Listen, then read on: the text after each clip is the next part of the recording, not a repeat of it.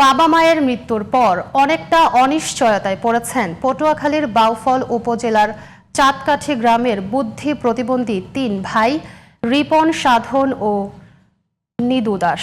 খাবারের অভাবে মানবেতর জীবন যাপন করছেন তারা। অভাব আর বসতঘরের সংকটে কাটছে তাদের দিন। পটুয়াখালী থেকে শহীদুল ইসলামের রিপোর্ট, জানাচ্ছেন নাইমুর রহমান। কেসারেন শেকড় থেকে শিখরে।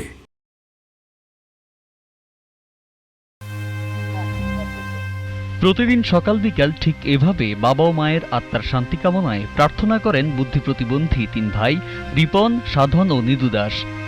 ৩ ভাইয়ের মধ্যে সাধন দৃষ্টি প্রতিবন্ধী, রিপন ও নিদু বুদ্ধি প্রতিবন্ধী। জন্মগত প্রতিবন্ধী এই ৩ ভাইয়ের জীবনের একমাত্র অবলম্বন ছিলেন তাদের বাবা মা।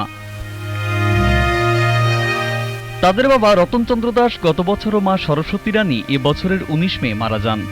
বাবা মা মারা যাওয়ার পরেই তাদের জীবনে নেমে আসে দুর্ভোগ। প্রতিবন্ধী ৩ ভাইয়ের দেখাশোনা করছেন বড় ভাই সুজন ও তার স্ত্রী আখি দাস।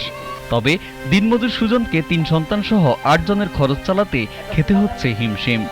একটু ছোট্ট ঘর ভাঙা চুরা পানি পড়ে, তাতে আপনারা সবাই যদি যারা আছেন তারা আগাই আছেন, তা আমার ঘরের জন্য একটু ব্যবস্থা করলে আমরা একটু ভালো থাকতে পারতাম। এই ভাইরা মূলত ছিল 5 ভাই, এক ভাই ওদেরকে দেখবে না বলে চলে গেছে।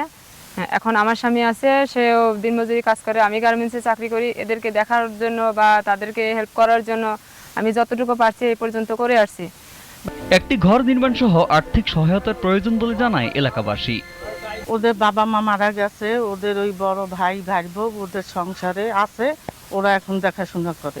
8 জন ফ্যামিলিতে থাকিয়া জল প্রতিবন্ধী লইয়া সরকার যেন সহযোগিতা করে একটু ঘর দিতে। পরিবারটিকে আগে সহায়তা করা হয়েছে, বর্তমানে ঘর নির্মাণ করে দেওয়ার ব্যাপারে উদ্যোগ গ্রহণের কথা জানিয়েছেন অতিরিক্ত জেলা প্রশাসক। যে ঘরের যদি সংস্কার প্রয়োজন হয় সেটা করব। আমি ইন দ্য মিন টাইম ইউনোর সাথে কথা বলেছি এবং সে হলো যে ঘর সংস্কারের জন্য যে বিষয়গুলো লাগে, যেমন টিন বা কাঠ, এই বিষয়গুলো দেখভাল করবেন। আর পাশাপাশি তারা যেটা বলেছিলেন ইউনোর কাছে যে তাদের ওয়াশরুমটা হলো যে টয়লেটটা এটা ভঙ্গুর, সেটার কিন্তু কাজ চলছে। প্রতিবন্ধী ৩ ভাইয়ের পাশে দাঁড়াবেন সমাজের বিত্তবানরা, এমন প্রত্যাশা সকলের।